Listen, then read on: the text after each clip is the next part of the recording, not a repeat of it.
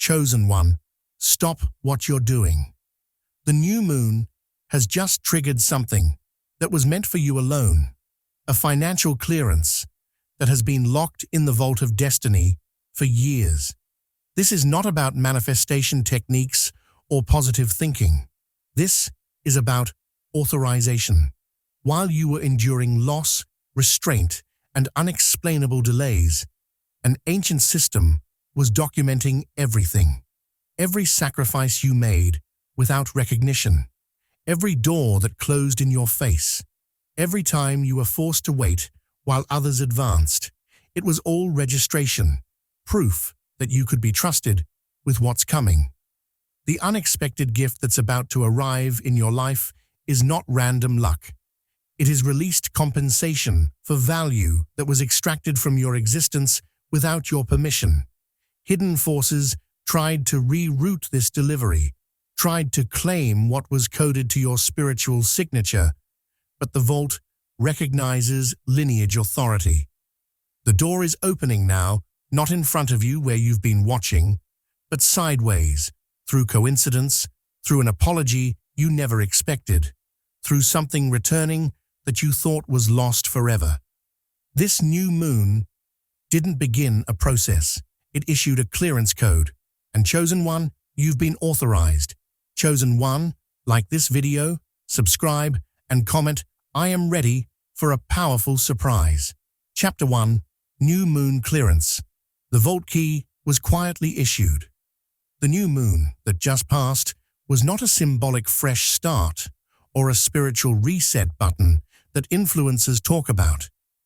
It was a celestial authorization event, and if you're hearing these words right now, it means you are on the list. There is a vault, Chosen One, and I'm not speaking metaphorically. In the architecture of destiny, in the systems that govern the flow of resources through human lives, there are sealed chambers where compensation is held. Not money exactly, but the energetic equivalent of unpaid debts, stolen time, extracted value. Your name has been associated with one of these vaults for years, possibly since childhood, possibly since before you were born. The lock on this vault required a specific key, and that key could only be forged through a very particular kind of suffering. Not the suffering of violence or dramatic tragedy, but the suffering of patience without explanation. The suffering of watching others receive what you were promised. The suffering of working twice as hard for half the recognition.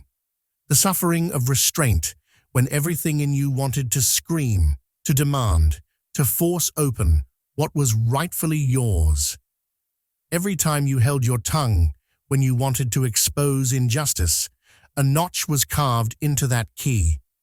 Every time you chose silence over retaliation, another groove was etched. Every moment you absorbed loss without becoming bitter, without compromising your integrity, without selling out your values for quick relief, all of it was registration. The system required proof. Chosen One, not proof that you were worthy, but proof that you were incorruptible. There is a difference. Worthiness can be performed. Incorruptibility must be tested in darkness when no one is watching, where there is no audience to applaud your endurance, where even you begin to question whether your integrity matters at all. That's where the real documentation happened. In those private moments when you could have taken the shortcut, could have manipulated the situation, could have used people the way you'd been used, but you didn't. Those moments were scanned, recorded, and submitted as evidence to a council you never knew was convening. The delay wasn't punishment. The delay was protocol. This vault doesn't open for just anyone who experiences hardship. It opens for those who experience hardship and refuse to let it mutate their core frequency. You are being watched, not by malevolent forces trying to keep you down, but by ancient guardians trying to determine whether you could be trusted with leverage. Because what's behind this door is not just money. It's not just a check or an unexpected refund, or a sudden opportunity. It's access to a different operating system entirely, one where resources flow toward mission rather than toward survival. And that system cannot be accessed by those who would use it for revenge, for ego validation, or for filling the holes that trauma carved into their sense of self. The testing period you endured was designed to ensure that when the vault opens, when the gift arrives, you won't immediately blow your cover by broadcasting it, by trying to prove something to people who doubted you, by making decisions based on the poverty consciousness that was forced upon you. The new moon issued the clearance because the testing phase is complete. Somewhere in the invisible architecture of your life, a council reviewed your file, every moment of restraint, every choice to maintain dignity under pressure, every time you could have broken but didn't. And they signed off. The authorization was granted not because you finally learned some spiritual lesson, or because you vibrated at the right frequency, or because you manifested correctly. It was granted because you survived the containment without corruption. You were in a pressure chamber, chosen one, and the pressure was deliberate. They needed to see what you were made of when stripped of support systems, when isolated from your allies, when forced to operate on fumes. And you passed. Not perfectly, not without moments of doubt or fear or rage, but you passed the only test that mattered. You didn't betray yourself. You didn't become the thing that hurt you. Now the vault key has been issued, and it doesn't look like a key. It looks like a series of coincidences about to unfold. It looks like a conversation that happens out of nowhere. It looks like someone suddenly remembering they owe you something, or a door opening that has been sealed for years, or an opportunity appearing from a direction you stopped watching. The clearance is active, which means the gift is already in motion toward you. It's navigating through the maze of your life right now, finding the path of least resistance, the opening that hasn't been compromised by your own doubt or by the interference patterns of those who benefit from your lack. This is why the door opens sideways. The frontal approach, where you apply, where you ask, where you push, was locked down long ago. Too many hostile forces were monitoring those pathways, ready to block any advancement. But the sideways door, the one that opens through apparent accident or through the unpredictable choices of other people, that door couldn't be surveilled effectively. That's where your gift is coming through. The unexpected nature of this gift is not a bug, it's a feature. If you could predict it, you could also sabotage it with your own anxiety or with the limiting beliefs that were installed in you during the containment phase. If you could see it coming, you'd brace for disappointment. You'd build walls against hope. You'd prepare yourself for yet another letdown. But you can't see this coming.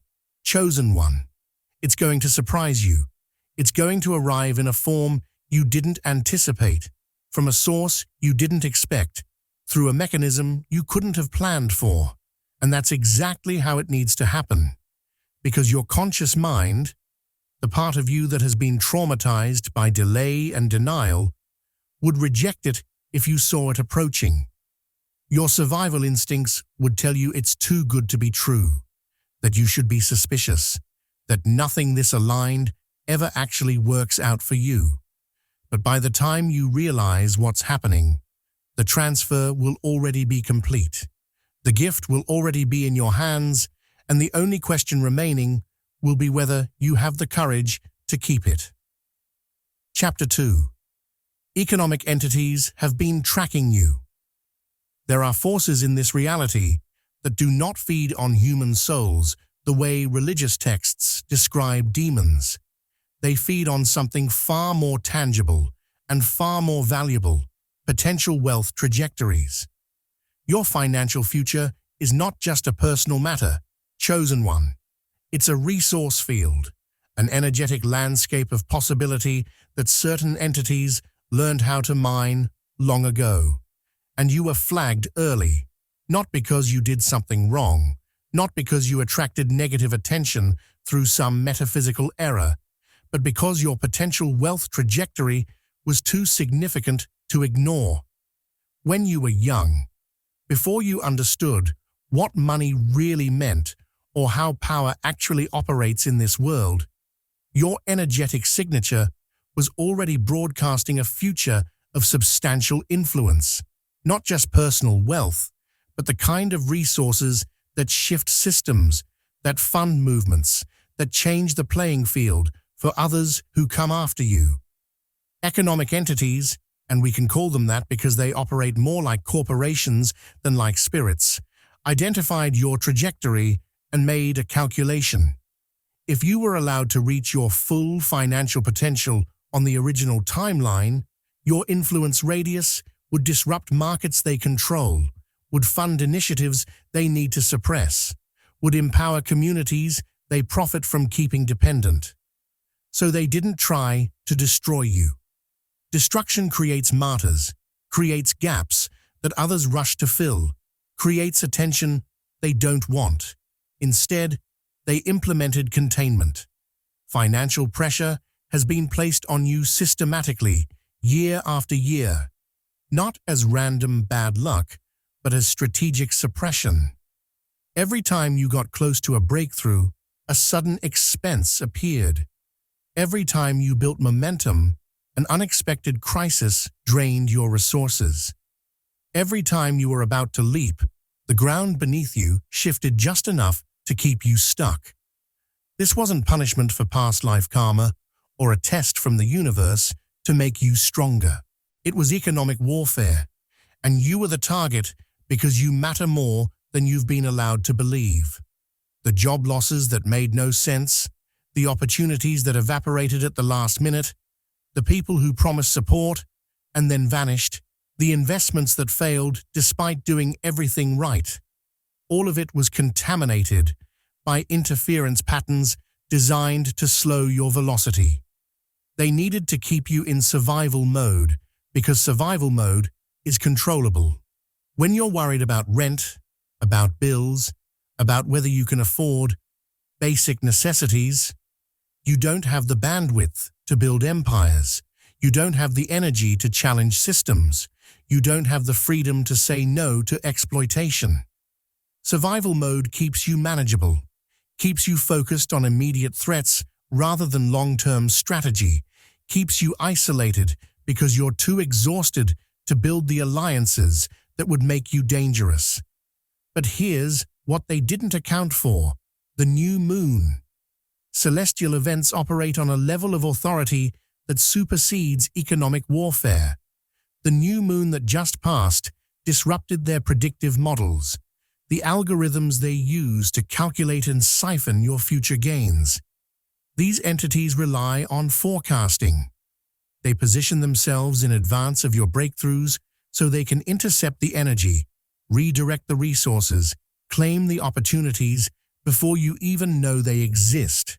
But the new moon introduced a variable they couldn't compute. It collapsed their timeline projections, shattered their probability matrices, invalidated years of carefully constructed predictions about where your wealth was supposed to flow. And when their models collapsed, so did their ability to maintain the containment field around you. The unexpected gift that's coming isn't just money falling from the sky.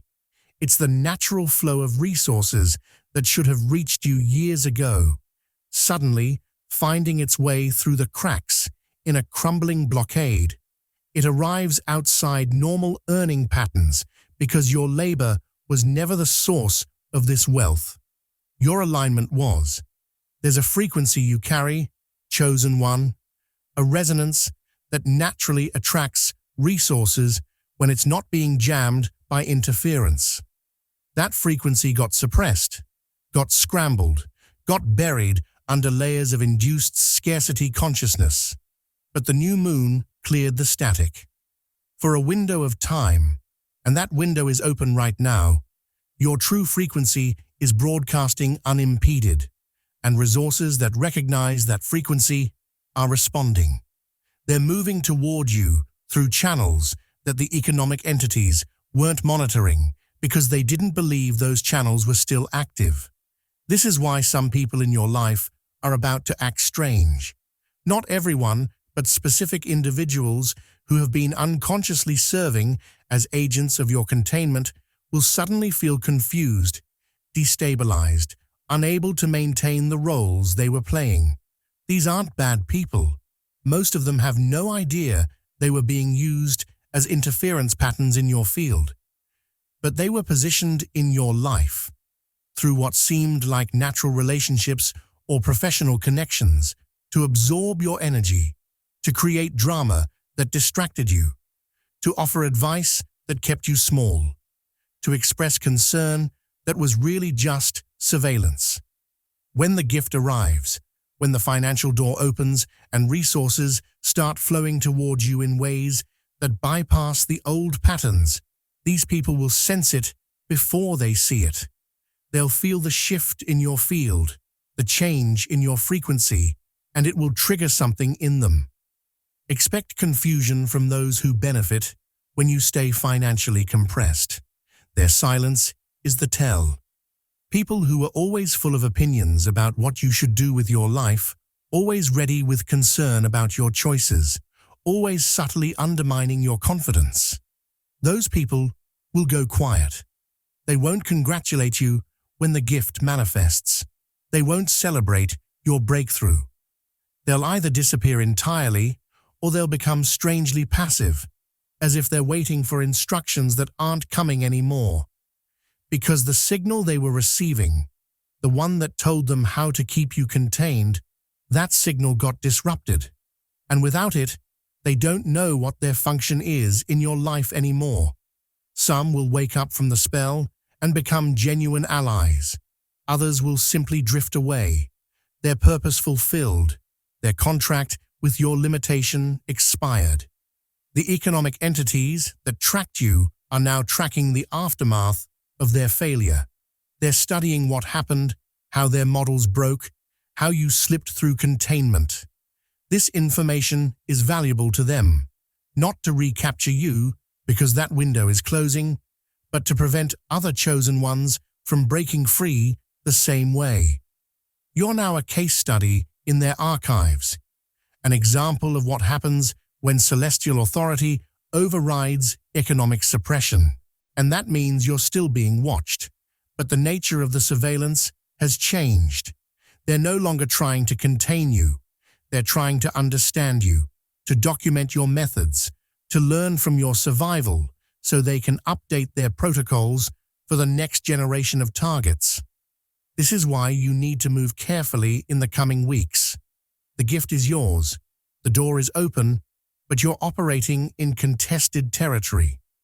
Every choice you make with this new financial energy is being observed, not just by hostile forces, but by allied ones who are hoping you'll set a precedent, who are hoping you'll demonstrate that it's possible to break containment and still maintain integrity, still serve the mission, still use resources for liberation, rather than for replicating the same systems that oppressed you. Chapter 3. The debt that was never yours has been reassigned. There is a debt following you, chosen one, and you've felt its weight your entire life without understanding what it was. Not the debt of credit cards or student loans or mortgages. Those are just the physical manifestations of something far older. The real debt is karmic, financial, emotional, and it didn't originate with you. It came through family lines like a genetic disease, passed down from grandparents who were exploited, from parents who absorbed economic trauma, and then unconsciously transmitted it to you. It came through contracts you never signed, but somehow became bound to. Agreements made in desperation by ancestors who had no choice, whose signatures on documents or whose unspoken promises to just survive at any cost became binding obligations that their descendants would carry. It came through emotional labor You performed for years without ever sending a bill, without ever acknowledging that what you were giving had value, without ever recognizing that your time, your energy, your attention, your care, all of it was currency that you were spending freely while others were building fortunes on your generosity. This debt has been crushing you in ways you couldn't name. It showed up as the feeling that you were always behind, always trying to catch up, always starting from a deficit even when you did everything right. It showed up as the exhausting sense that you were working twice as hard as everyone around you just to arrive at the same baseline they took for granted. It showed up as relationships where you gave everything and received crumbs, as jobs where you were underpaid and overworked, as situations where your contributions were invisible until you stopped providing them. You thought it was just your life, just your struggle, just the way things were for someone like you. But it wasn't random. It was the weight of an imbalance that existed before you were born, a hole in the foundation that you've been trying to fill with your own resources your entire life. Under the jurisdiction of this new moon, and yes, celestial events have jurisdiction over karmic accounts, that debt was formally reviewed and reclassified. There are courts in the invisible realms, councils that oversee the balance of energetic exchanges, and they convened to examine your case. Every instance of stolen labor, every moment of uncompensated care, every time your value was extracted without fair exchange, all of it was entered into evidence, and the ruling came down. This debt was not yours to carry. What you've been experiencing as your financial struggle, your inability to get ahead, your constant state of lack despite your efforts, it was never about your worthiness or your capabilities or your karma. It was stolen resources, value that was taken from you and from your lineage without consent, without fair trade, without acknowledgement. The reclassification changed everything. Once the debt was officially recognized as stolen resources rather than as something you owed or something you deserved, the cosmic accounting system had to adjust. Restitution became mandatory, not optional, not dependent on anyone's goodwill or mercy, but mandatory. The unexpected gift that's about to arrive in your life is not someone doing you a favor. It's not the universe finally deciding to be nice to you. It's forced restitution, resources being redirected back to you through human channels, because the channels that took them in the first place are now under audit. Someone else is going to feel a sudden financial tightening, chosen one, and this is not coincidence. This is the scales rebalancing. Whoever or whatever has been profiting from your deficit is about to experience a correction. This might be a former employer who underpaid you for years, suddenly facing unexpected expenses or business downturns. This might be a family member who took financial advantage of your generosity, suddenly finding that their own resources are draining in ways they can't explain. This might be an institution that extracted your labor, your creativity, your energy, and gave you nothing in return, suddenly facing lawsuits or PR disasters or mysterious financial losses. You don't need to cause this. You don't need to seek revenge or take action.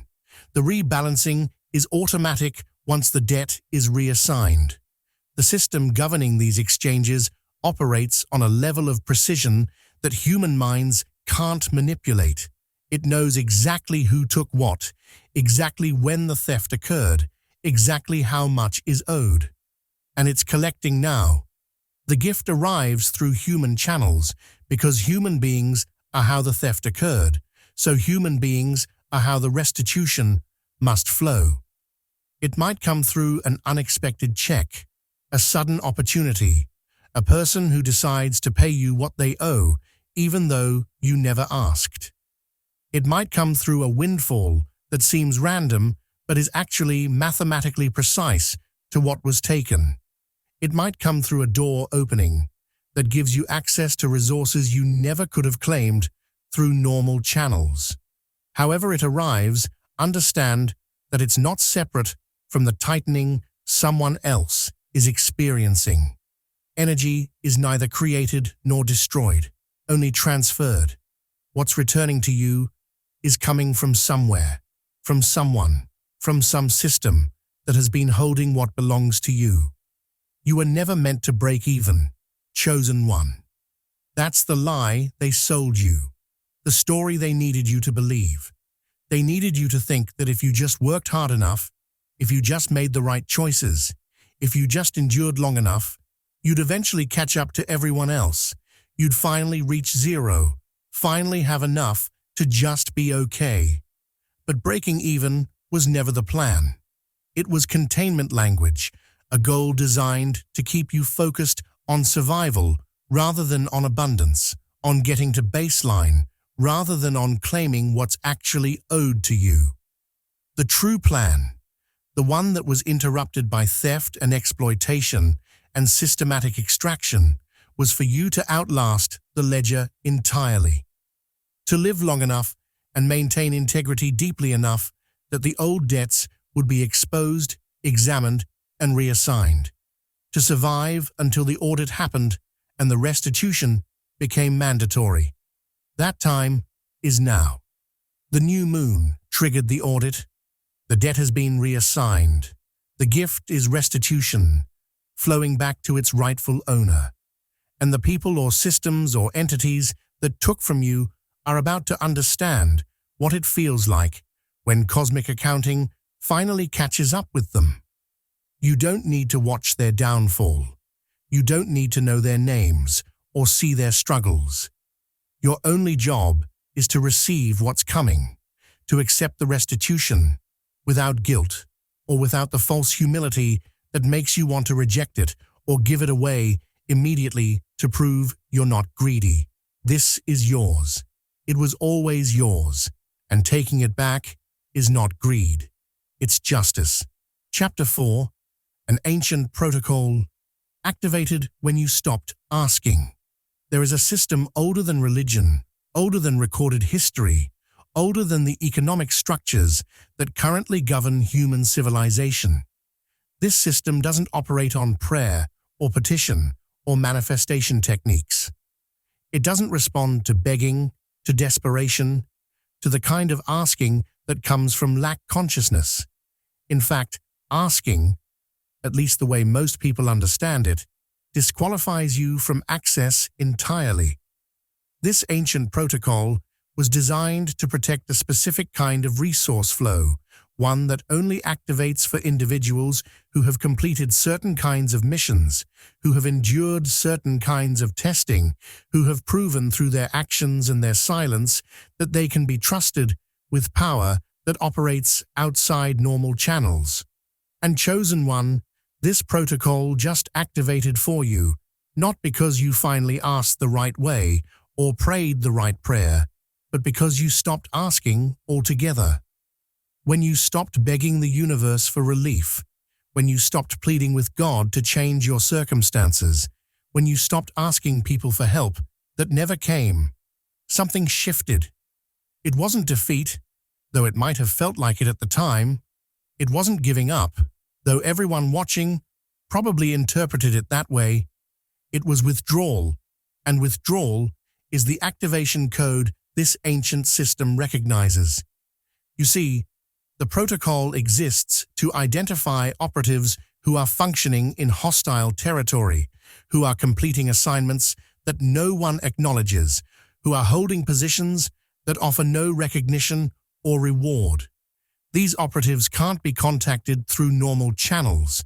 They can't be sent support in ways that would blow their cover or compromise their mission.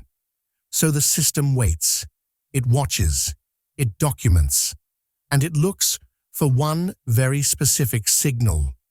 The moment when the operative accepts their isolation without surrendering their identity.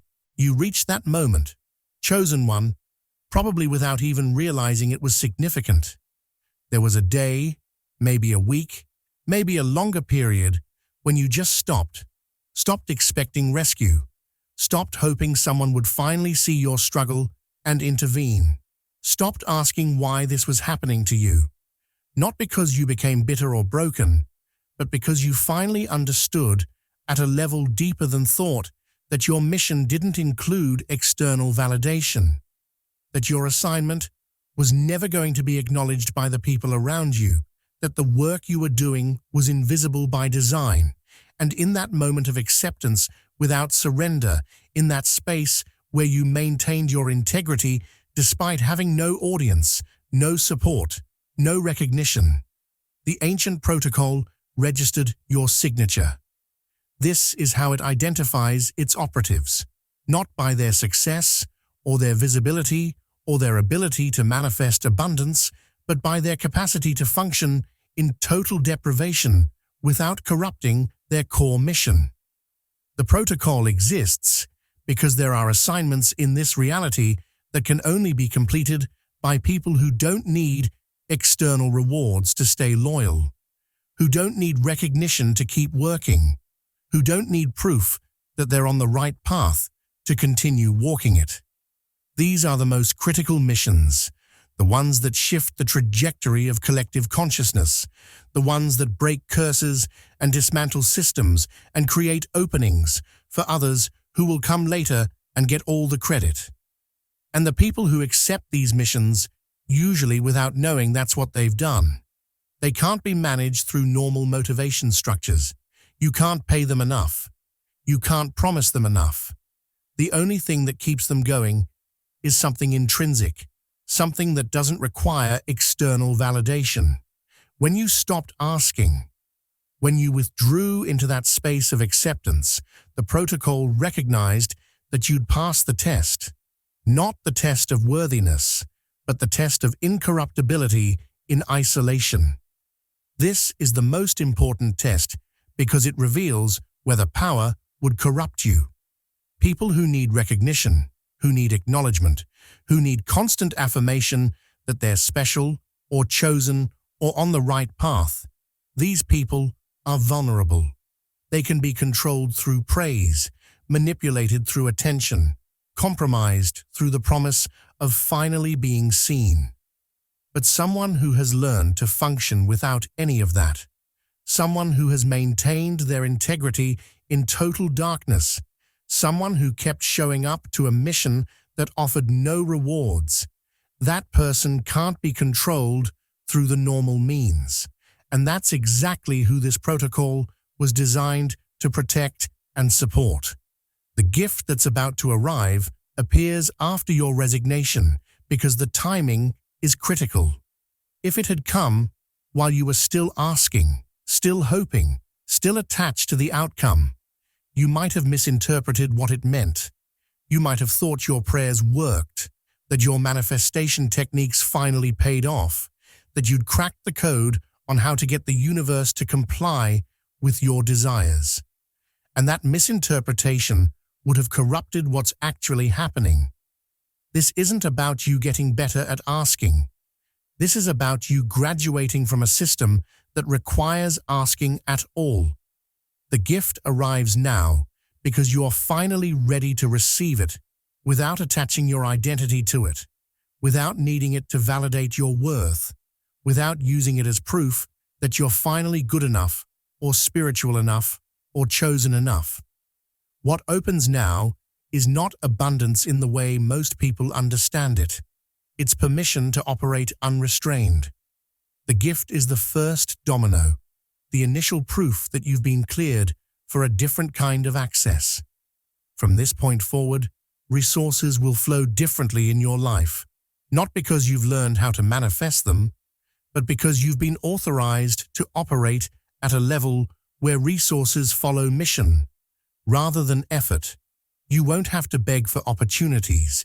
You won't have to convince people of your value. You won't have to perform or prove or push. Doors will open because you're finally functioning at the frequency you were designed for, the one that got suppressed during your containment period. And that frequency is recognized by systems and people and circumstances that operate at levels most humans never encounter. The ancient protocol doesn't enrich its operatives. It doesn't make them wealthy in the conventional sense, doesn't give them luxury or comfort or the ability to retire and relax. What it does is remove the artificial restrictions that were preventing them from accessing what they needed to complete their actual assignment. The scarcity you experienced wasn't random.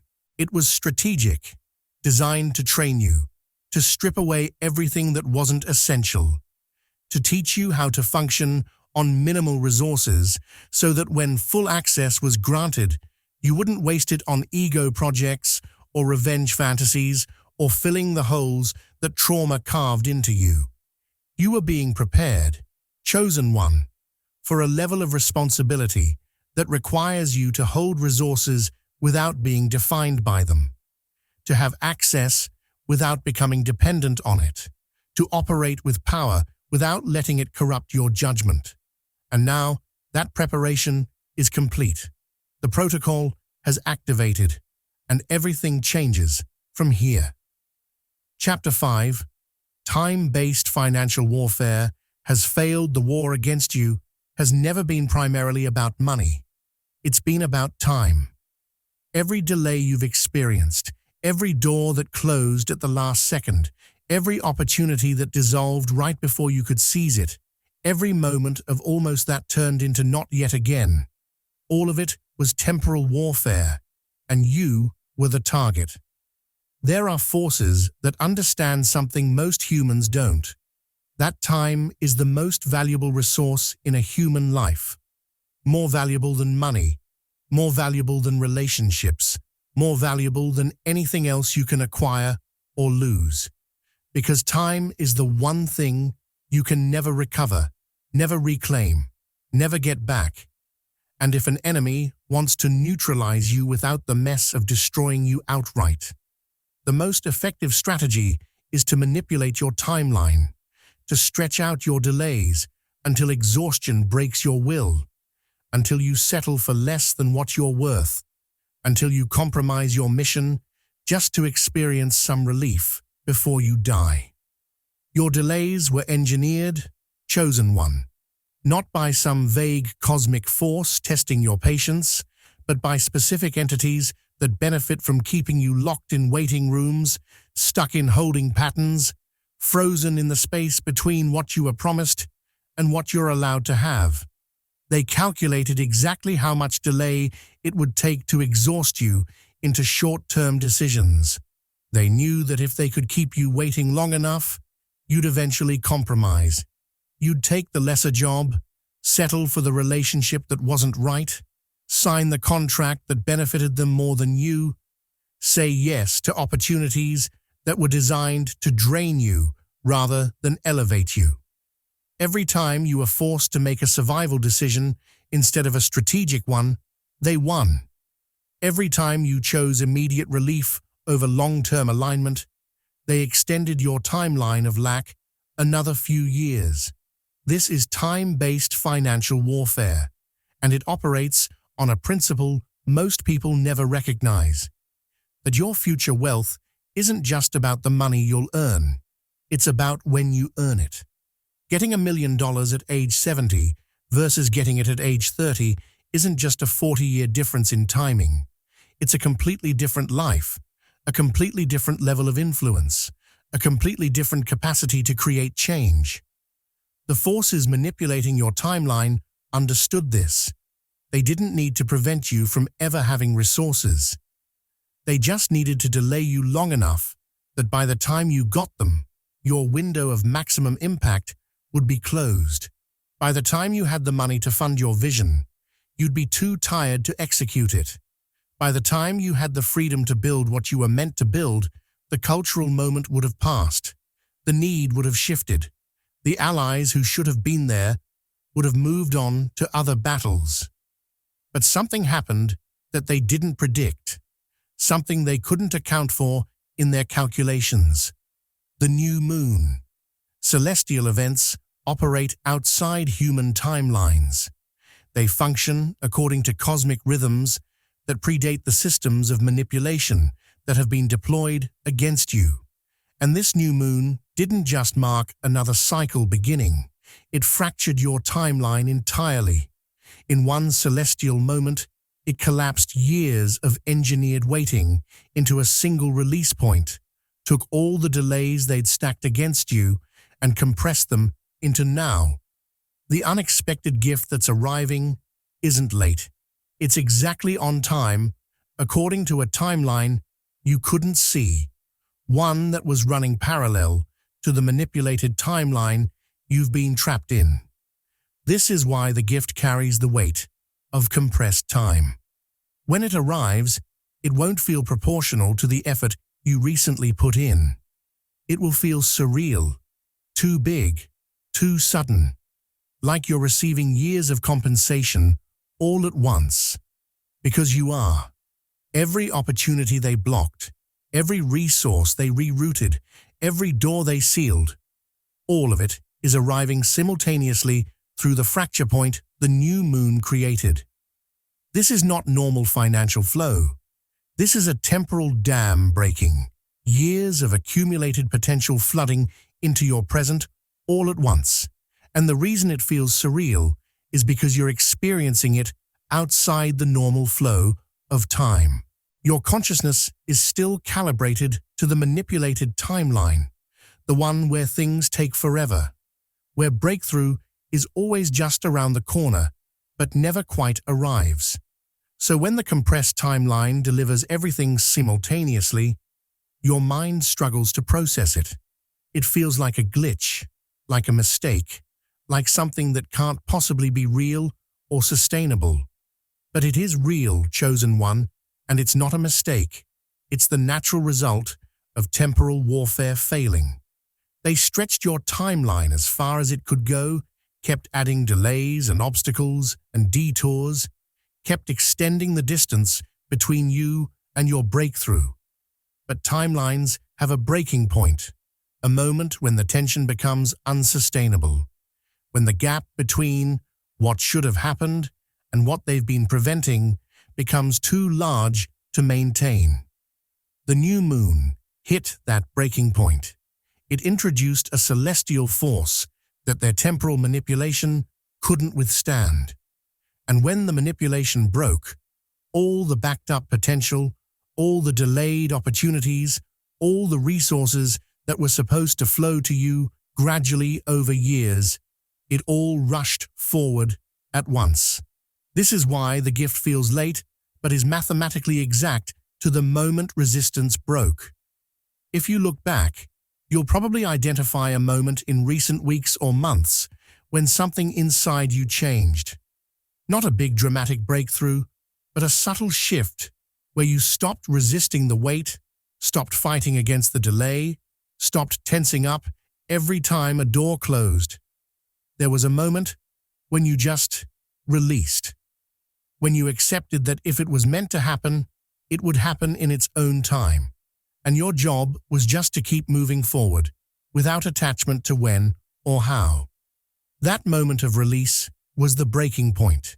That's when the resistance fractured. And from that moment forward, the compressed timeline began rushing toward you, gathering speed, pulling resources and opportunities and connections into a single delivery point. The war was temporal because they knew you didn't have unlimited time. They knew you were mortal, that you'd age, that your energy would eventually decline, that your window of maximum capability would close. They were betting on exhaustion, on attrition, on you simply running out of runway before you ever got to take off. But they lost the bet. Not because you outlasted them through sheer endurance, but because a higher authority stepped in and collapsed their timeline manipulation. You're about to receive in weeks what they prevented you from having for years. And the download will be so intense, so compressed, so rapid, that you'll need to remember this explanation just to make sense of what you're experiencing. This isn't normal financial growth. This is temporal warfare failing, and time itself compensating you for the years they stole. Chapter 6. The gift is a signal, not a reward. The unexpected gift that's about to arrive in your life is not the destination. It's not the finish line, not the achievement you've been working toward, not the validation that your journey is complete. The gift is a signal, a flare shot into the invisible realms where decisions about access and permission are made. And once that flare goes up, once the signal broadcasts that you've received what was blocked for so long, everything in your reality shifts. Doors that have been pretending to be locked will suddenly discover they were never secured at all. Gatekeepers who told you no for years will suddenly find reasons to reconsider. Opportunities that were always not quite the right time will suddenly become urgent, immediate, available. This is not because the gift makes you more worthy or more qualified. It's because the gift confirms your status change across multiple systems that govern resource flow, access, and influence. There are tiers in this reality that most people never encounter. Levels of exchange that operate according to rules the general population doesn't know exist. You've been functioning at one tier your entire life. The tier where effort determines income, where credentials determine access, where you have to prove yourself repeatedly just to maintain basic stability.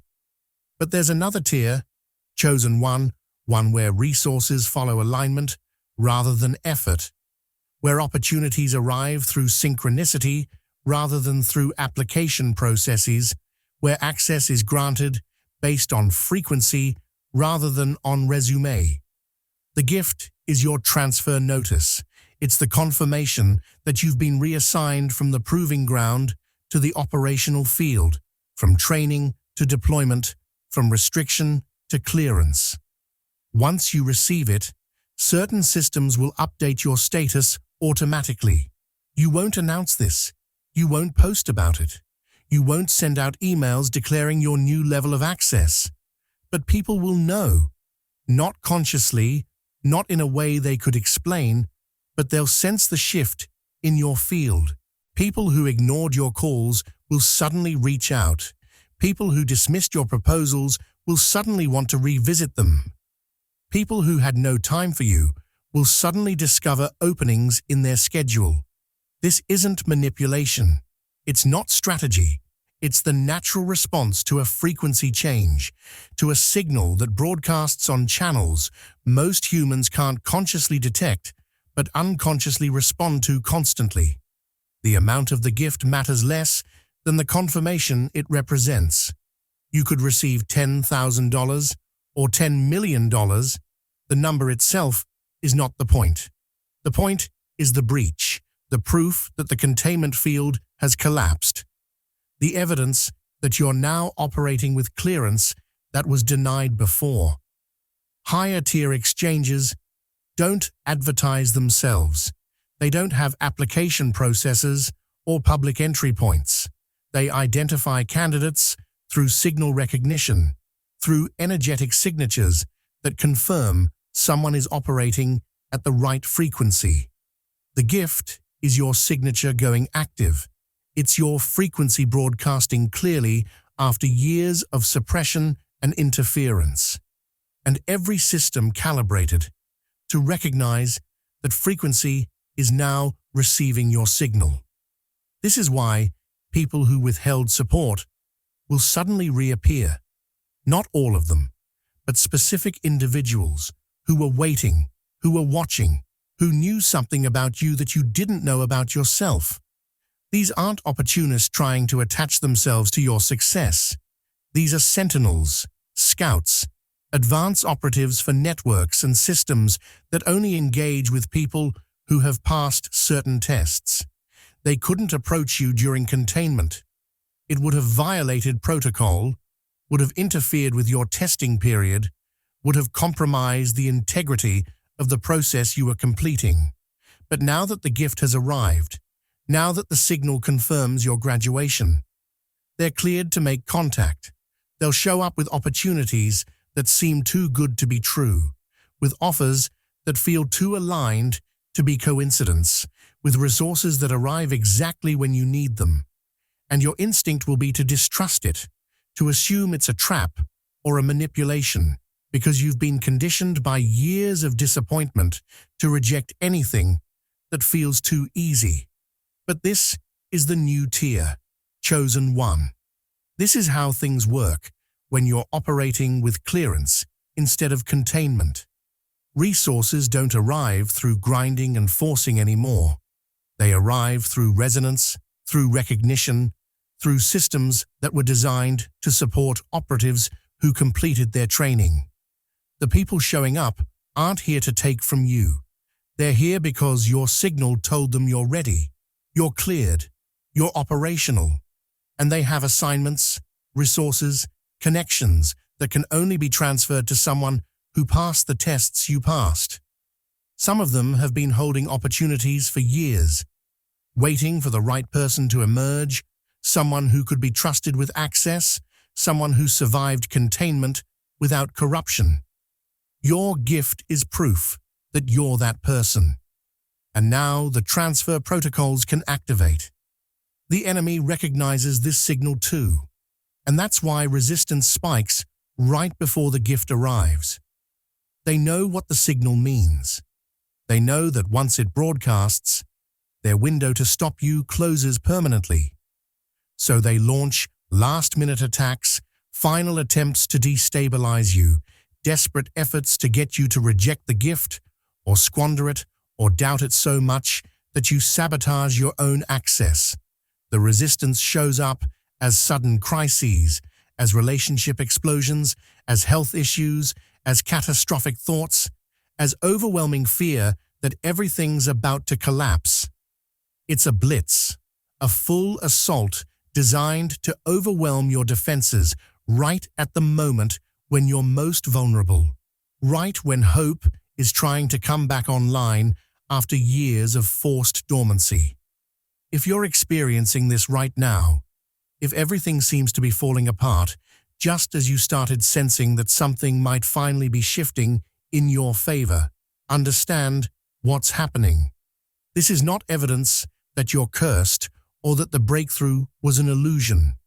This is evidence that the breakthrough is real, and the forces that benefit from your containment are throwing everything they have left at you because they know this is their last chance. The signal is about to broadcast. The gift is about to arrive. And once it does, you're beyond their reach. Not because you'll be protected by some invisible shield, but because you'll be operating at a frequency they can't access, in networks they can't infiltrate, with clearances they can't revoke. Hold your position, chosen one. The resistance is proof the signal is already broadcasting. Your enemies can feel the shift before you can see it. Their panic is your confirmation. And the gift is already in motion, navigating through the chaos they're creating, finding the opening that leads directly to you. When it arrives, don't announce it. Don't broadcast it. Don't let anyone who doesn't need to know see what just happened. Because the signal is for specific audiences only, for systems and sentinels and allies who recognize what it means. Everyone else will just see a lucky break, a random windfall, a coincidence that worked in your favor. Let them think that. Let them underestimate what just shifted. Because you're not here to prove anything to anyone anymore. You're here to operate. An operation requires discretion, requires moving in ways that don't create unnecessary attention, requires understanding that the most powerful shifts happen in silence while everyone else is watching the spectacle. Chapter 7. The new moon erases a false financial identity. You've been operating under a false name, chosen one. And I don't mean the one on your birth certificate. I mean the financial identity that was assigned to you by survival, by trauma, by the systems that needed you to stay small.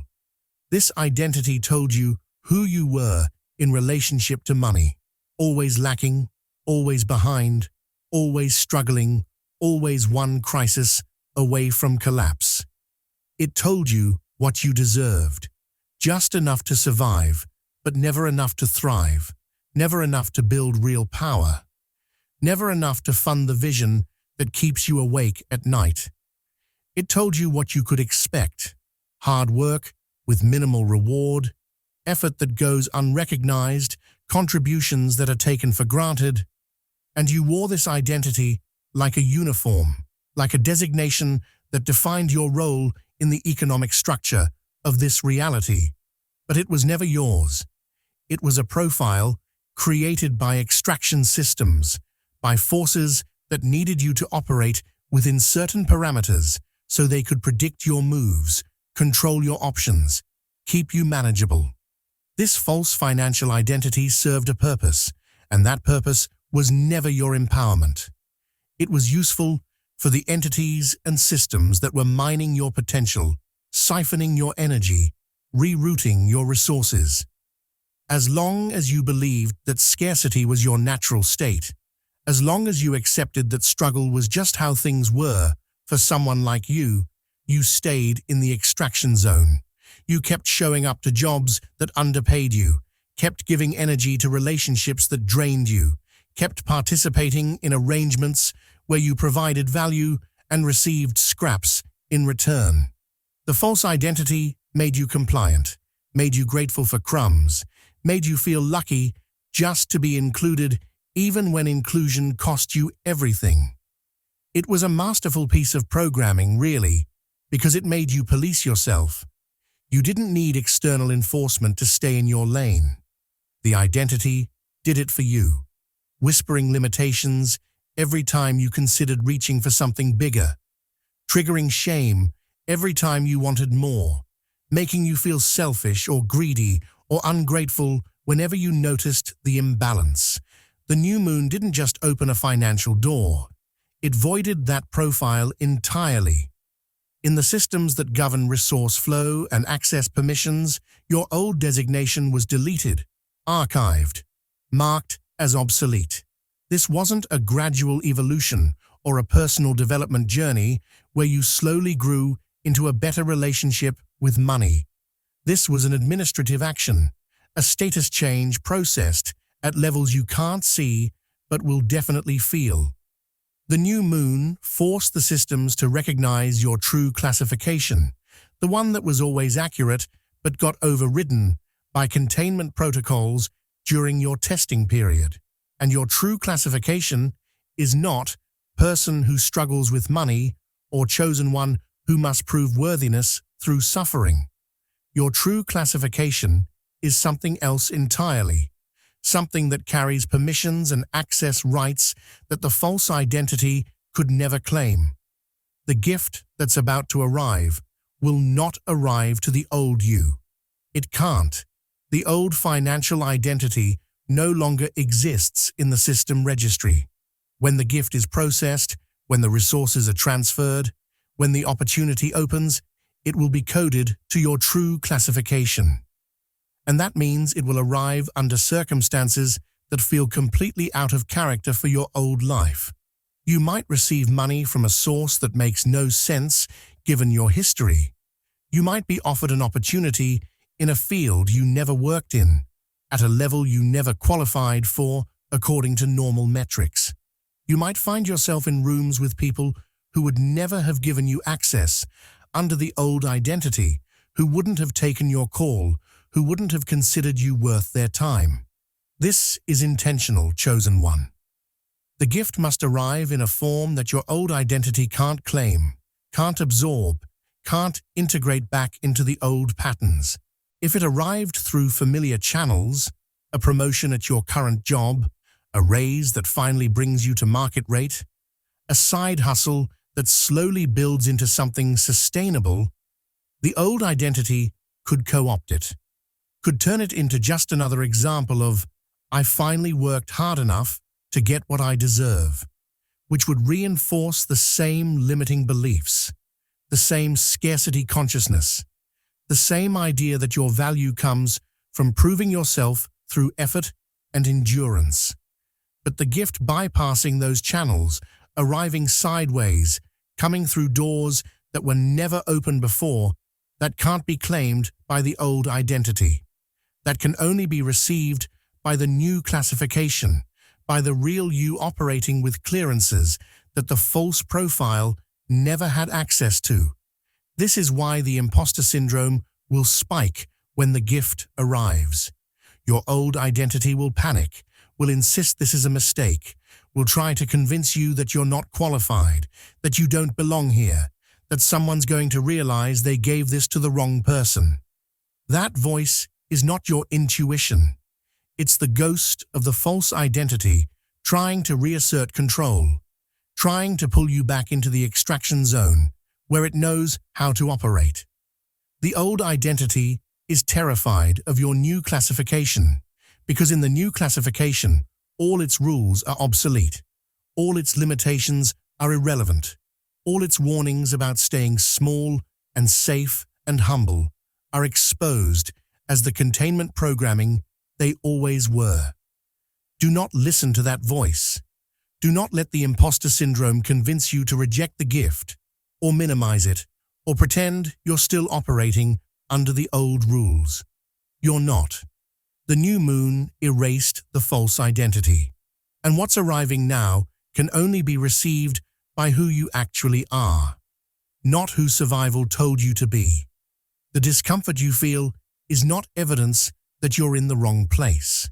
It's evidence that you're in a new place, one that your nervous system hasn't calibrated to yet, one that requires you to function without the familiar limits that used to define the boundaries of possible. And yes, that's terrifying.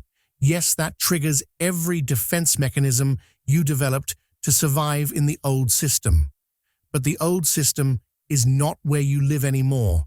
The new moon made sure of that, and the gift is arriving specifically to people who passed through the erasure, who survived the voiding of their false identity without collapsing, who are willing to operate under their true classification, even though it feels dangerous and exposed and impossibly big. This is the most critical moment in the entire process, the moment between the old identity dying and the new classification fully activating. Most people fail right here. They get the gift, feel the terror of operating without familiar limits, and immediately try to reconstruct the old identity using the new resources. They take the money and use it to make their cage more comfortable, instead of walking through the open door. They get the opportunity and then sabotage it with self-doubt, with small thinking, with decisions that pull them back into what feels safe and known. Do not be most people, chosen one. The false identity is dead. Let it stay dead. And when the gift arrives in a form that doesn't match who you used to be, receive it as confirmation of who you actually are. Because the systems don't make mistakes. If they're sending it to you, it's because your true classification has clearance. And that clearance is not something you earned. It's something you've always had, finally recognized after years of being obscured by a false profile that was never real in the first place. Chapter 8. An ally you never met intervened. There's someone you've never met who changed your life, and you'll probably never know their name. Not a spirit guide or an angel or a deceased ancestor watching from another realm, but a human being, alive right now, moving through this world, who made a decision that altered the trajectory of your financial reality. This person is not someone from your past who you've forgotten. They're not a distant relative or a childhood friend or a former colleague. They're a complete stranger to you, someone whose life runs parallel to yours in ways you can't trace, someone who occupies a different sector of reality entirely. And yet, at a critical moment, this person intervened on your behalf. Not because they knew you personally, not because they owed you anything, not because someone asked them to help. They intervened because they were authorized to, because they recognized something in your energetic signature, because they're part of a network that monitors situations like yours and acts when specific conditions are met. This ally operates in systems you don't have access to, in rooms where decisions are made that affect people they'll never meet. They might work in finance, in government, in corporate structures, in legal systems, in technology infrastructures, any realm where a single decision can redirect flows of resources, can block certain outcomes, can create openings where none existed before, and they use their position, their access, their moment of authority to alter a decision chain that was heading in a direction that would have cost you everything. You were about to experience a loss, chosen one. Not a small setback or an inconvenience, but a catastrophic financial event that would have set you back years, maybe decades. A job loss, a lawsuit, a sudden expense, a deal falling through, a betrayal, a collapse of something you were depending on. The specifics don't matter because the intervention prevented you from ever seeing what was coming. This is how higher-level protection works. It doesn't announce itself. It doesn't send you a warning or a vision or a dream letting you know that danger was approaching and has now been averted. It simply redirects the trajectory before the danger materializes in your awareness. One person in one meeting makes a different choice than they were going to make. One decision maker suddenly feels uncertain about a course of action that seemed obvious moments before. One authority figure decides to delay, to reconsider, to seek additional input, and that delay creates a window where other variables shift, where the outcome that would have destroyed you gets rerouted to someone else or dissolved entirely. You never see the intervention. You only see the absence of catastrophe, which looks like nothing, which feels like just another day where nothing particularly good or bad happened. But that ally saw it. They saw the decision chain that was about to execute, saw your name or your energy signature attached to the receiving end of a loss you weren't prepared for. And they had a choice. They could let it proceed, not out of cruelty, but out of protocol, out of the understanding that most people are not cleared for intervention, that most losses are part of someone's necessary learning, that protection is not granted arbitrarily. Or they could act, could use their authority to disrupt the chain, could exercise a level of power they're only permitted to use under very specific circumstances. They chose to act, and that choice required them to verify your status, to confirm that you were someone whose mission warranted intervention, whose testing period was complete, whose loyalty to something beyond personal survival had been adequately documented. The authorization didn't come from them alone. They're part of a network, a distributed system of individuals who occupy strategic positions across multiple sectors of society and who coordinate in ways that leave no digital footprint, no paper trail, no evidence that would expose the network's existence. When your situation appeared on their radar, and situations appear on their radar through mechanisms that blend surveillance technology with energetic sensitivity, a signal went out. Others in the network reviewed your case, not your financial history or your credentials, but your energetic record, the documentation of choices you made when no one was watching, the evidence of integrity you demonstrated when integrity offered zero external rewards, and the network approved the intervention. The ally in the room, the one with the authority to make the critical decision, received clearance to act, and they did. The unexpected gift that's arriving in your life is partially the residue of that prevention. When a catastrophic loss gets blocked, The energy that would have been destroyed or transferred away from you doesn't just disappear. It remains in your field, gets converted into potential, gets redirected into opportunities and openings that wouldn't have existed if the loss had occurred. So part of what you're about to receive is actually the preserved value of what you didn't lose, the resources that remained intact because someone you never met decided your mission was worth protecting. This is why the gift feels surreal, why it seems to arrive from nowhere. It's arriving from a branching timeline, from the path you're on, because a catastrophic loss was prevented, while your conscious mind is still calibrated to the timeline where that loss was inevitable. You will never know their name. You will never meet them. You will never have the chance to thank them or to understand the full scope of what they prevented. This is by design. The network operates in anonymity because visibility would compromise effectiveness, would expose members to retaliation, would allow hostile forces to map the network and neutralize it. Your ally performed their function, knowing they would never receive your gratitude, never see your success, never have confirmation that their intervention made the difference they hoped it would. They acted on faith, on protocol, on the trust that the network's methods for identifying who deserves protection are accurate. And now they've moved on to other cases, other interventions, other moments where a single decision will alter someone's trajectory in ways that person will never fully comprehend.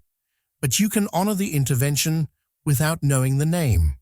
You can recognize that you're alive in this timeline, operating with resources and opportunities that should have been destroyed, because someone used their power for your protection.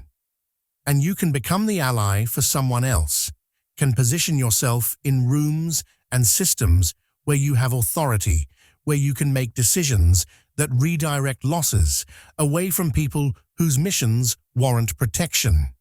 This is how the network grows, how it sustains itself across generations. Those who are protected eventually become protectors.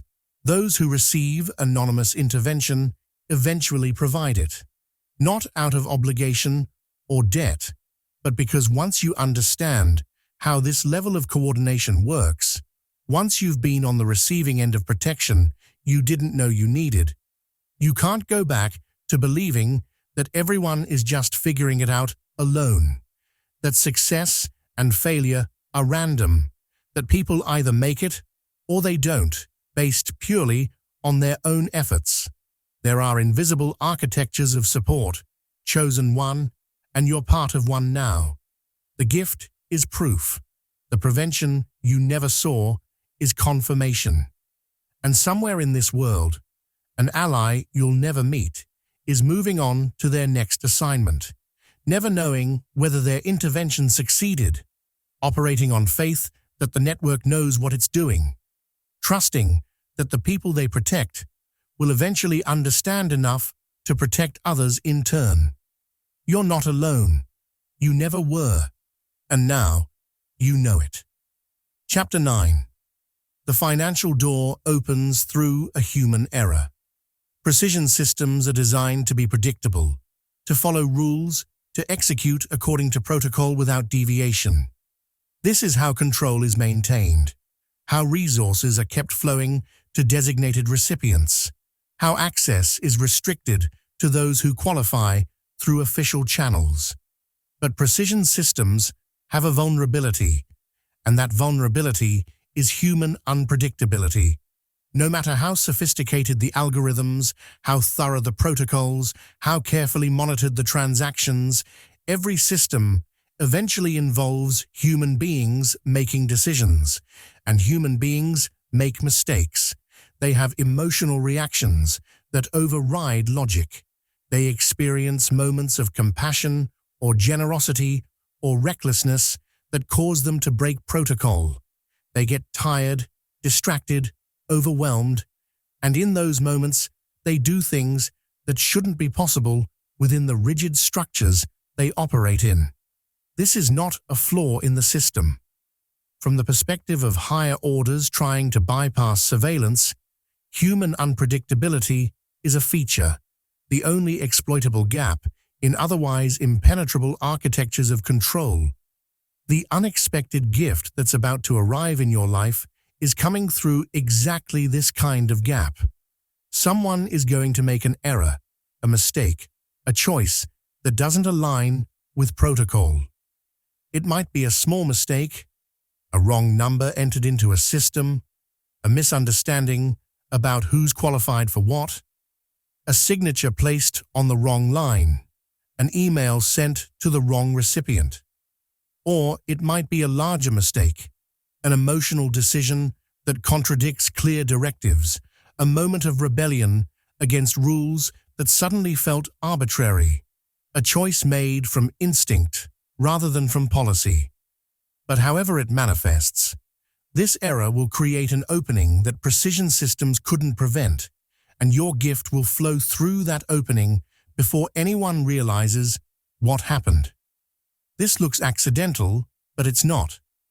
Higher orders, networks that operate beyond the surveillance capabilities of control systems, have learned how to induce these errors without leaving traces that would expose intervention.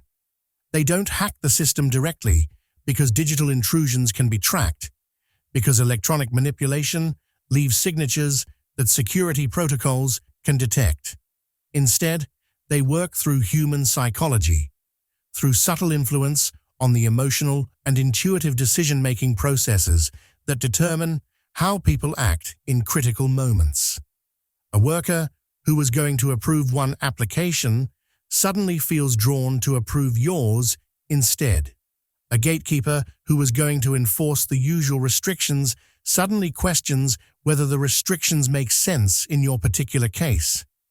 An authority figure who was going to say no suddenly feels an inexplicable impulse to say yes, to make an exception, to operate from compassion rather than from policy. These impulses feel organic to the person experiencing them. They don't feel like external manipulation. They feel like their own authentic reactions, their own moral judgments, their own moments of clarity about what's right.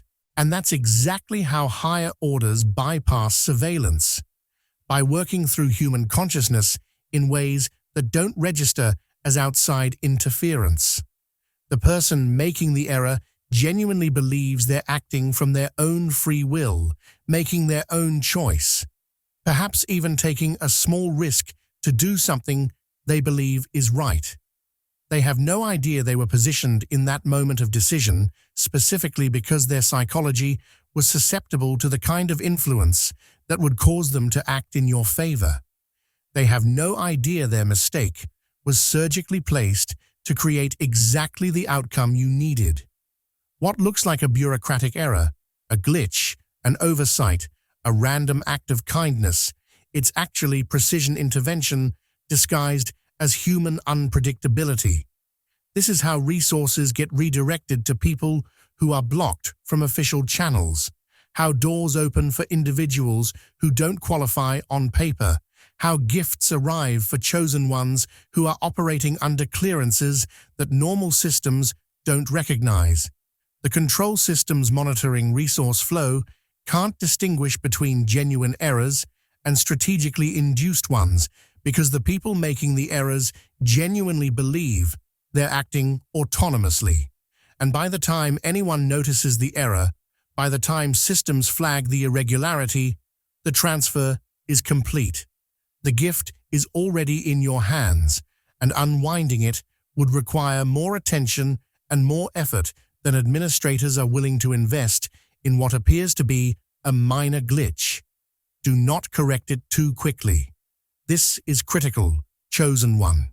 When the gift arrives through an apparent error, your first instinct will be to point it out, to make sure someone knows there was a mistake, to protect yourself from potential consequences if the error gets discovered and you're accused of knowingly accepting something you weren't entitled to.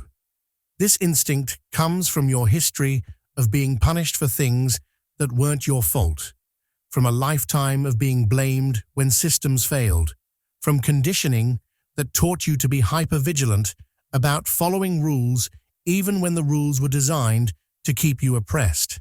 But in this moment, that instinct will work against you. If you immediately report the error, if you draw attention to the irregularity, you disrupt the entire operation. You force systems to examine what happened more closely, to implement new protocols to prevent similar errors, to potentially identify the patterns that higher orders use to create these openings. Observation is part of the operation. When the gift arrives through apparent error, your job is to receive it quietly, to integrate it without broadcasting, to allow a reasonable amount of time to pass before you do anything that would call attention to how the transfer occurred.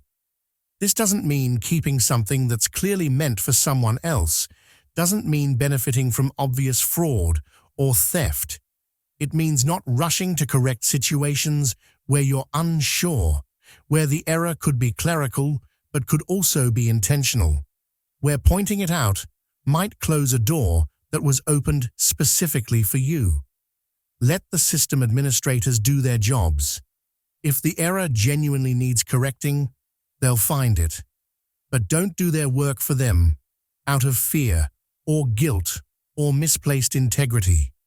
Real integrity in this situation is understanding that sometimes gifts arrive through methods that look irregular because the regular methods were contaminated, were monitored, were locked down by forces that benefit from your exclusion. Real integrity is recognizing that precision systems are not neutral, that they're designed to maintain existing power structures, that playing by all the rules keeps you locked in the extraction zone indefinitely. The human error that brings your gift is not random chaos disrupting a just system. It's intentional chaos disrupting an unjust system, creating a temporary gap through which resources can reach someone who deserves them, but can't access them through official channels. And your willingness to accept the gift without immediately reporting the irregularity is not dishonesty. It's cooperation with higher orders that are trying to get resources to their rightful recipients despite the interference patterns blocking normal distribution. This is advanced level operation, chosen one, and it requires you to hold complexity that most people can't hold. Most people need to believe that systems are fair, that following rules leads to just outcomes, that pointing out errors is always the right thing to do.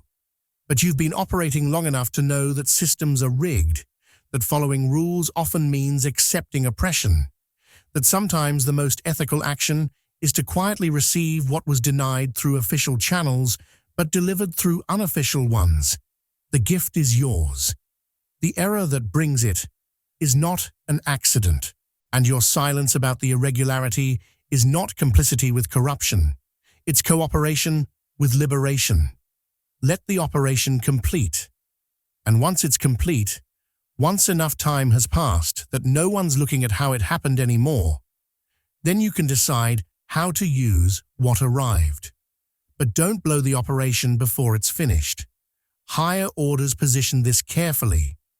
Honor the complexity of what they're doing by not reducing it to simple categories of right and wrong that don't apply to the level you're operating on now. Chapter 10. Your scarcity training is now complete. Every near miss you experienced was curriculum. Every door that closed at the last second was a lesson.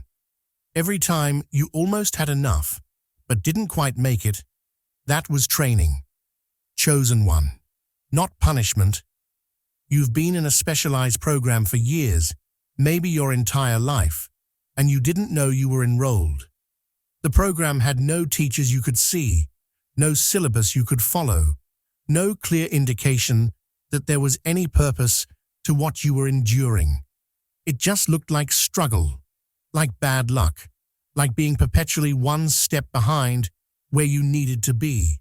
But it was scarcity training, carefully designed to teach you how to function under conditions of extreme lack without letting the lack corrupt your judgment, your values, or your mission. Wealth corrupts most people because they never learned how to hold it. They spent their lives in relative comfort, or at least in predictable cycles of earning and spending, and then suddenly they access significant resources, and the resources destabilize them immediately. They make reactive decisions, trying to fill every hole that scarcity carved into their sense of security. They overcompensate, buying things they don't need to prove to themselves and others that they're no longer the person who couldn't afford it. They become paranoid, trusting no one, convinced everyone wants to take what they finally have. Or they become careless, spending with no strategy because they've never had to develop the discipline that comes from operating with limited resources.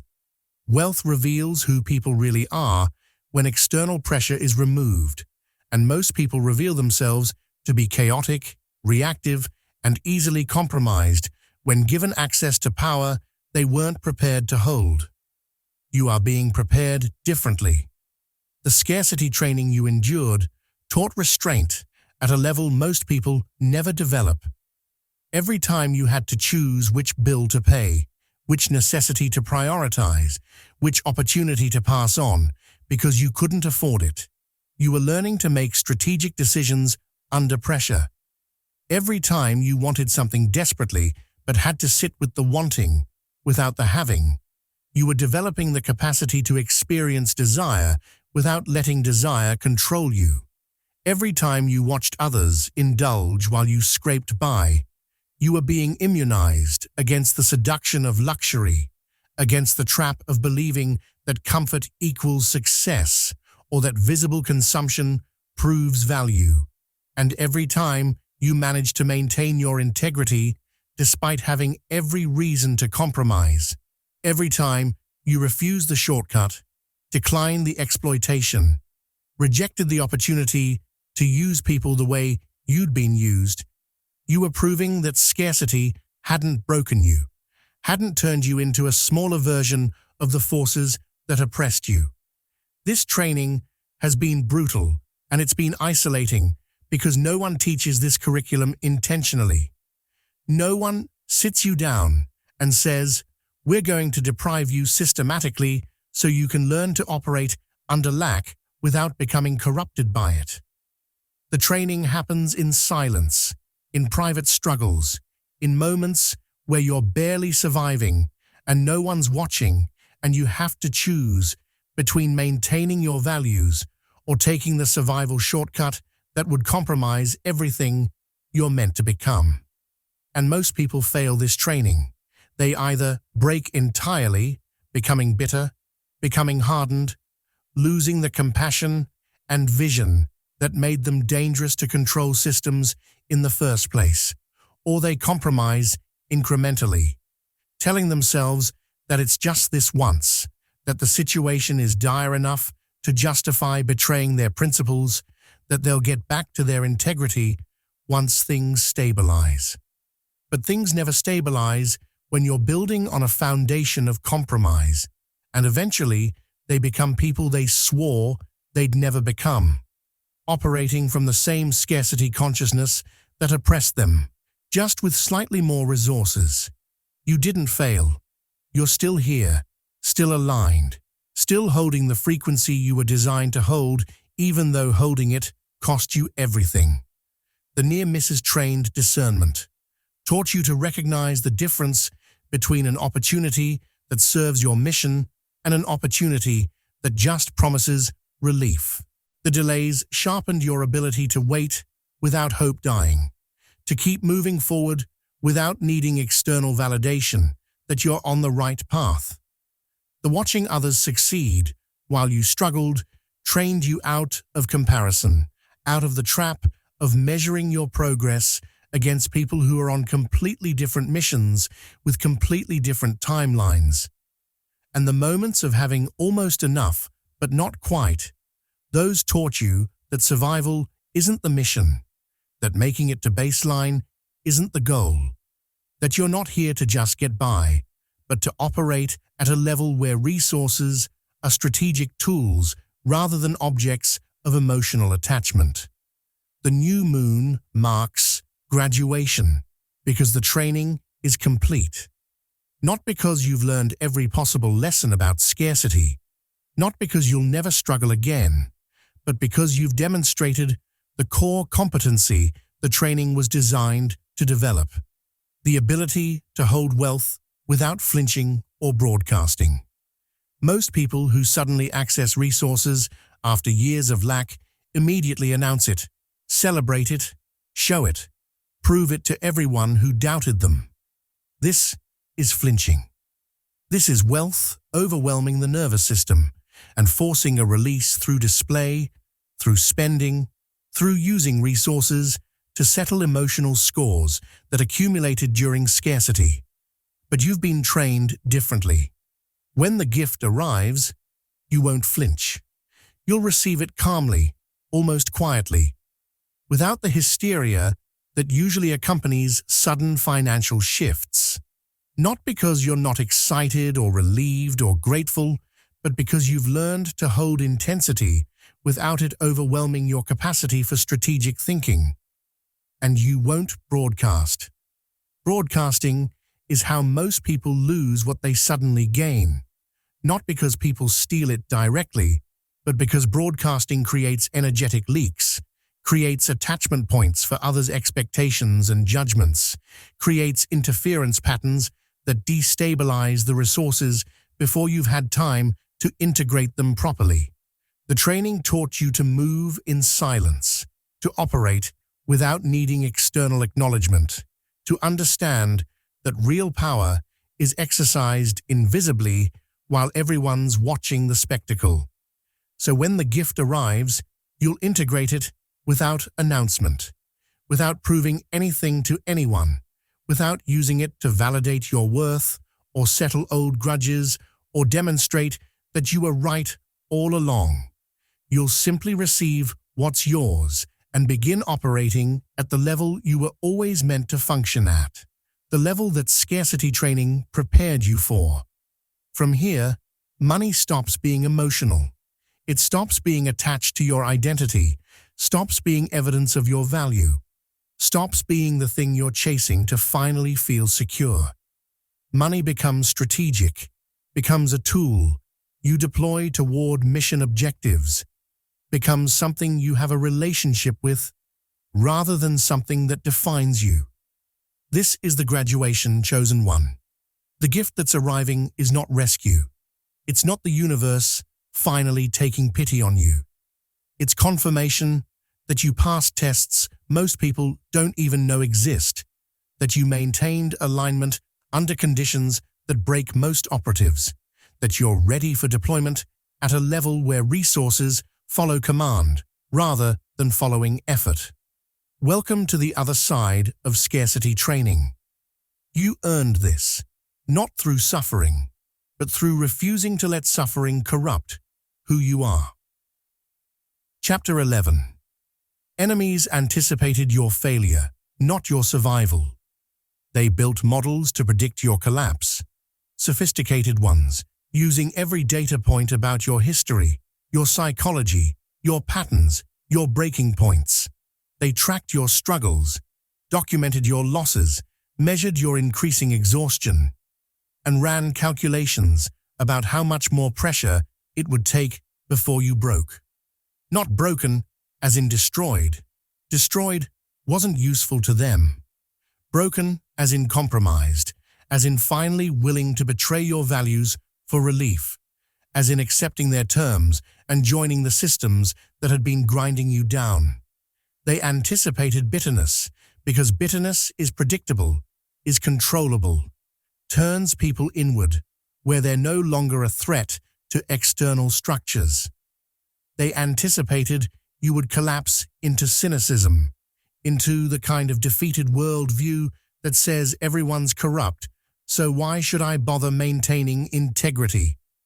Or they anticipated compromise, the slow erosion where you'd tell yourself just this once, just to get through this crisis, just until things stabilize, and then compromise would become your operating system, your default mode, the way you justified every subsequent betrayal of what you once believed. The models were good.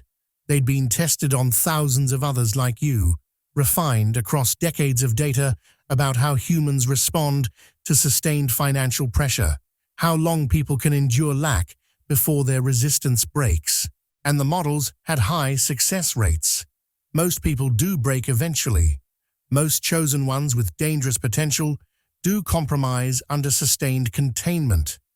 The forces managing your oppression weren't guessing. They were applying proven methodology, using timelines that had worked before, deploying pressure tactics that had a documented history of breaking people who were stronger than you, more resourced than you, better supported than you. By every reasonable metric, you should have failed. You should have given up or given in years ago. And they built their strategies around that expectation, positioned themselves to capitalize on your failure, prepared systems to absorb you back into the extraction economy once you finally surrendered. But survival without distortion was not calculated. They didn't account for the possibility that you could endure everything they threw at you and come through the other side, still aligned, still holding your frequency, still refusing to become the thing that tried to break you. This wasn't arrogance on their part. This possibility was statistically insignificant, fell outside the bell curve of likely outcomes, wasn't worth building contingency plans around. In their experience, everyone breaks eventually, or they break down, and either outcome serves the purpose of containment. But you did neither. You endured without breaking, survived without compromising, made it through years of engineered pressure while maintaining a level of integrity that their models classified as unsustainable.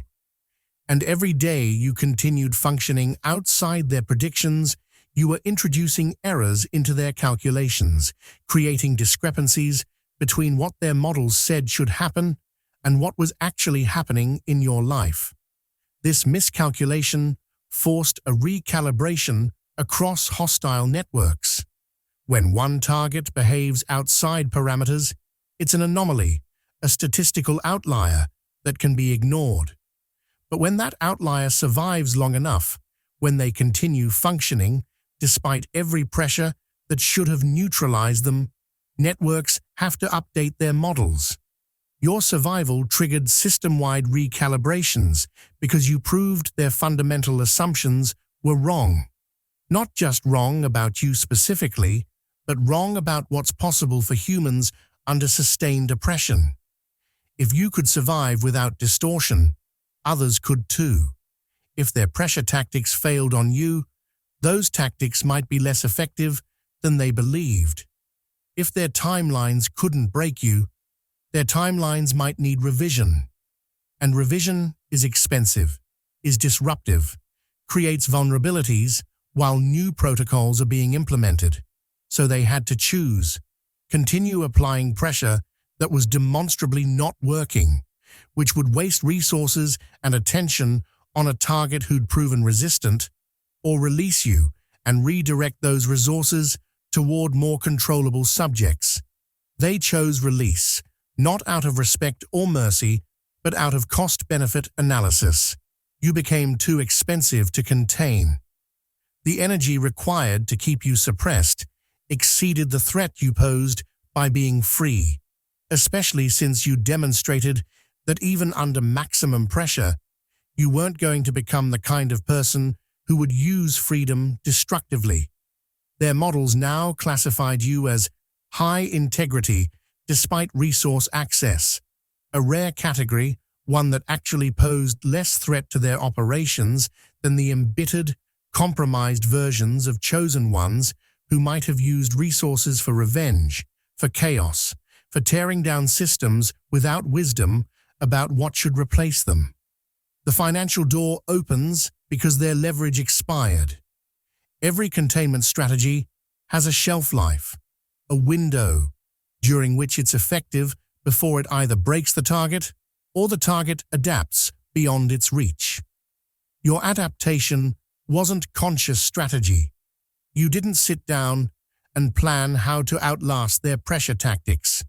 You just kept choosing integrity when compromise would have been easier, kept choosing mission over comfort when comfort was dangled as a reward for betrayal, kept choosing silence over exposure when exposure would have given you temporary relief but would have compromised your long-term position.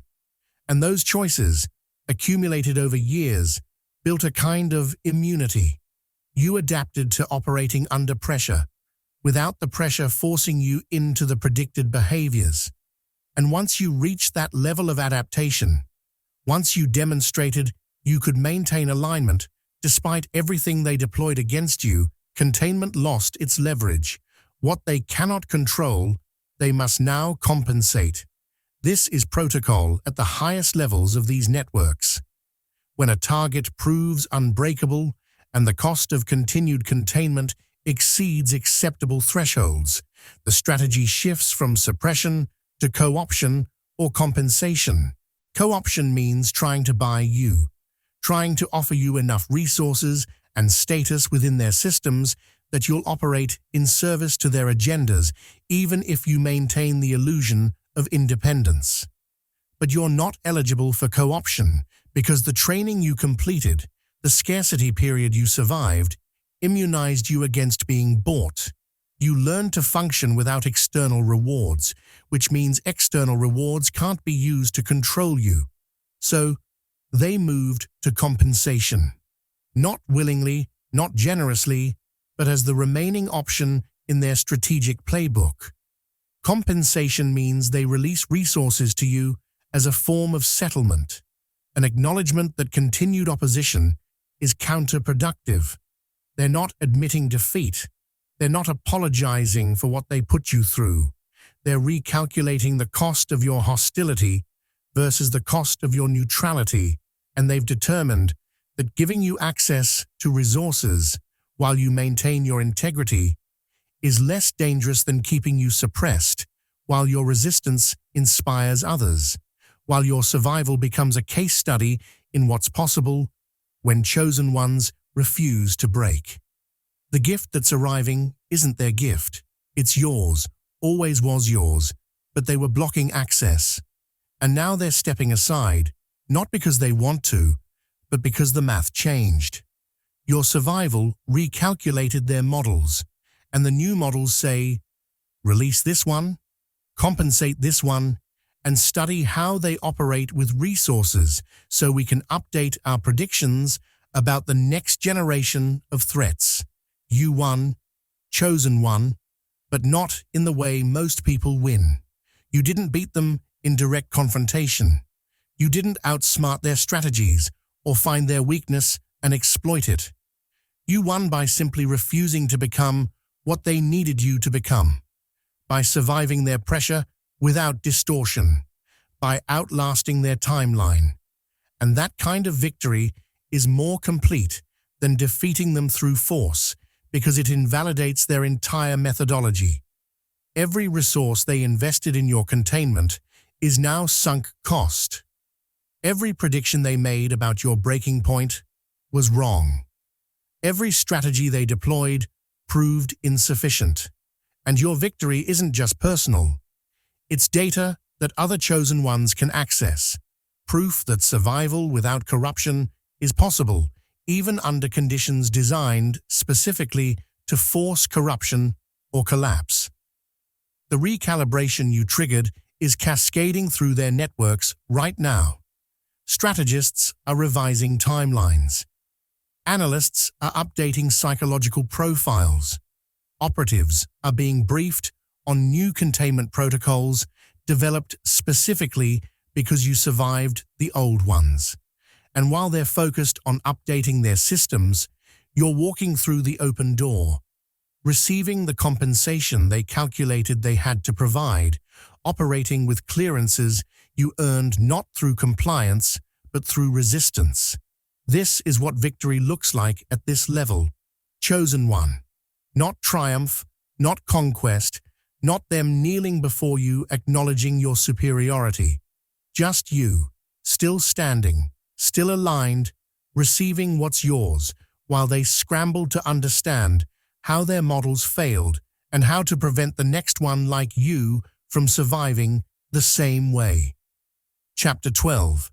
This is the first payment, not the source. The unexpected gift that's about to arrive is proof of concept, not the supply itself. It's a test transaction, a confirmation that the channels are open, that the clearances are active, that resources can now flow to you through pathways that were blocked before. But chosen one, if you treat this first payment as the destination, if you receive it and then exhale like the journey is over, you'll miss what's actually happening. The gift is authorization. The gift is your access badge to a supply system that doesn't run out, that doesn't depend on your effort, that operates according to principles most people never discover because they never complete the training required to access it. And that supply system is watching how you handle this first payment because larger channels remain sealed until you demonstrate quiet integration. Quiet integration means you receive the gift without it changing your frequency, without it triggering the broadcasts and behaviors that would indicate you're still operating from scarcity consciousness even though you now have resources. Most people who receive unexpected money immediately prove they weren't ready for it. They spend it reactively, trying to fill every hole that scarcity carved into their lives. They broadcast it, telling everyone about their good fortune because they need external validation that their luck has finally changed. They make decisions from the energy of finally having enough, which is still lack consciousness, just temporarily satisfied. And all of this signals to the supply system that this person cannot be trusted with sustained access, that they'll squander resources trying to fix their relationship with scarcity rather than using resources strategically toward mission objectives. You've been trained differently, and now the training gets tested in real conditions. When the gift arrives, your nervous system will want to react. Years of deprivation will scream at you to use this money immediately, to secure every necessity, to finally buy the things you've been denying yourself, to prove to yourself and others that you're not that struggling person anymore. This reaction is understandable, is human, is the natural result of extended scarcity. But it's also the reaction that closes the larger channels, that signals you're not ready for the supply system to open fully. The test is not whether you feel the reaction. You will feel it. You should feel it. The test is whether you let the reaction drive your decisions or whether you can hold the reaction, acknowledge it, and then make strategic choices from a deeper level of awareness about what this moment actually represents. Spend nothing to prove anything. This is the core instruction for handling the first payment. If you need to pay bills, pay them. If you need to handle genuine necessities, handle them. But do not spend this money to prove to yourself that you're finally okay, to prove to others that you made it, to prove to the universe that you're grateful by immediately putting the resources back into circulation. The supply system is not testing your gratitude or your generosity. It's testing your capacity to hold resources without resources overwhelming you, to have access without access defining you, to operate with clearance without clearance changing your mission. And the way you demonstrate that capacity is through restraint, through strategic patience, through receiving the gift and then simply continuing to function at the same frequency you were holding before it arrived. Observation continues.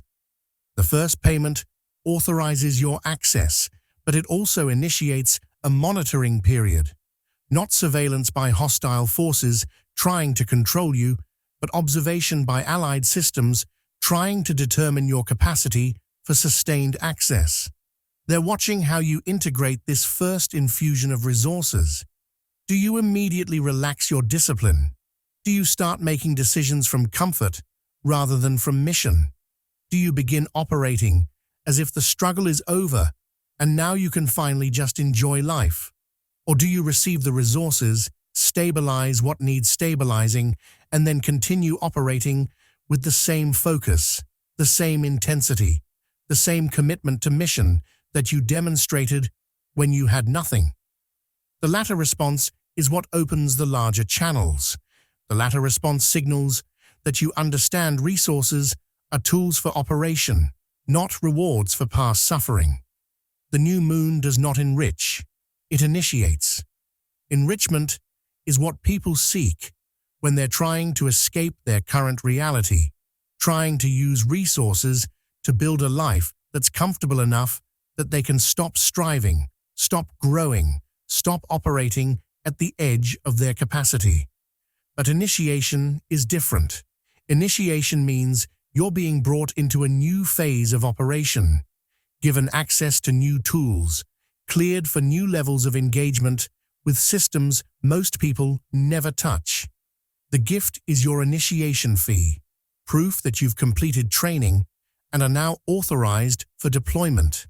But deployment doesn't mean relaxation. It means the real work begins, the work you were being prepared for during all those years of containment and testing. You are no longer waiting for provision. This is the fundamental shift the first payment confirms. For years, maybe your entire life, you've been in a waiting posture, waiting for your breakthrough, waiting for things to finally work out, waiting for the universe or God or the right opportunity to finally give you what you need to start really living. That waiting posture is over. The gift confirms that provision is no longer something you're waiting for. Provision is now waiting for instruction. The resources are there, the channels are open, the access is granted. What's needed now is not more waiting, not more hoping, not more faith that something will eventually happen.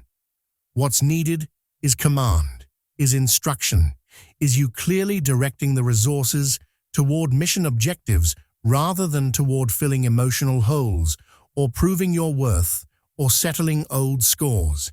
This requires a complete reorientation of your relationship with resources. In the waiting posture, you are passive, hoping that if you did the right things or aligned with the right frequency, resources would eventually come to you. But in the initiated posture, you're active, you're directive, you're commanding resources toward purposes that serve something larger than your personal comfort or security. The supply system responds to command, not to begging, not to manifestation rituals, not to positive thinking. It responds when someone who's been cleared for access issues clear instructions about where resources should flow and why. And the first payment is your opportunity to demonstrate that you understand this, that you're ready to shift from waiting to directing, from hoping to commanding, from passive recipient to active operator. The larger channels will open based on how you handle this first one. If you treat it as a windfall, as unexpected luck that might not come again, you'll spend it carefully but fearfully, always aware that this might be all you get. And that fear will close the larger channels because fear is still scarcity consciousness, is still operating from the belief that resources are limited and unpredictable. But if you treat it as authorization, as the first data point in a new pattern of access, you'll integrate it calmly, strategically, without fear, and without hysteria. And that integration will signal to the supply system that you're ready for more, that you can hold larger infusions without them destabilizing you, that you understand this is not about personal enrichment, but about being equipped for mission. The source remains sealed until you prove you understand the difference between payment and source. Payment is transactional, is what you receive for effort or for luck or as compensation for past injustice. But source is relational, is what flows when you're properly aligned with systems that have resources to deploy and need operators who can be trusted with strategic access. The first payment is testing whether you're still thinking transactionally. Did I finally get lucky? Did I finally do the right thing to earn this? Is this my reward for surviving? Or whether you're ready to think relationally. This is confirmation that I'm now connected to supply systems that operate according to different principles, and my job is to maintain the alignment that keeps those channels open while directing resources toward purposes that justify the access I've been granted. You're standing at the threshold, chosen one. The first payment arrives to confirm the door is open, but what comes next depends entirely on how you walk through it. Conclusion. The new moon opened a door that was sealed for years, and you've been granted clearance that was earned through tests you didn't know you were taking. The unexpected gift is already in motion, navigating through the interference patterns, finding the sideways opening, approaching through human error or divine intervention, or the quiet collapse of systems that were never strong enough to contain what you were always meant to become. When it arrives, you'll know. Not because it will be loud or dramatic, but because it will feel surreal, impossible, too aligned to be coincidence. And in that moment, chosen one, everything you've read here will either click into place or dissolve into words you once considered but didn't truly integrate.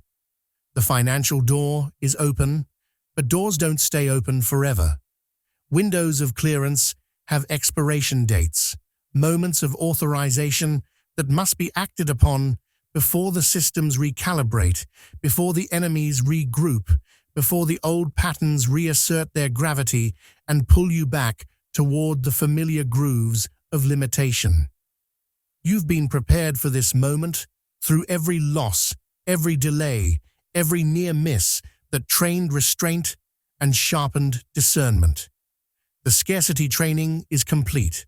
The false identity has been erased. The debt that was never yours has been reassigned. And somewhere in the invisible architecture of your reality, allies you'll never meet are watching to see if you understand what's being offered, if you have the courage to receive it without flinching, the wisdom to integrate it without broadcasting, the discipline to direct it toward mission rather than toward proving something to people who will never understand what you survived to get here. This is not the end of your story. This is the beginning of the chapter that was always meant to be written but kept getting delayed because you weren't ready, because the timing wasn't right, because forces that benefit from your smallness were still strong enough to keep the door sealed. But their strength is failing now. Their models are breaking. Their leverage has expired, and you're standing at the threshold of something they never calculated you'd survive long enough to reach. The gift is coming. The signal is broadcasting. The protocol has activated. And chosen one, everything changes from here. Not because the universe finally decided to bless you, but because you finally completed the training that qualifies you for deployment at levels where resources follow command and mission determines access. You are no longer the person who waits. You are the person provision waits for. The door is open. Walk through it.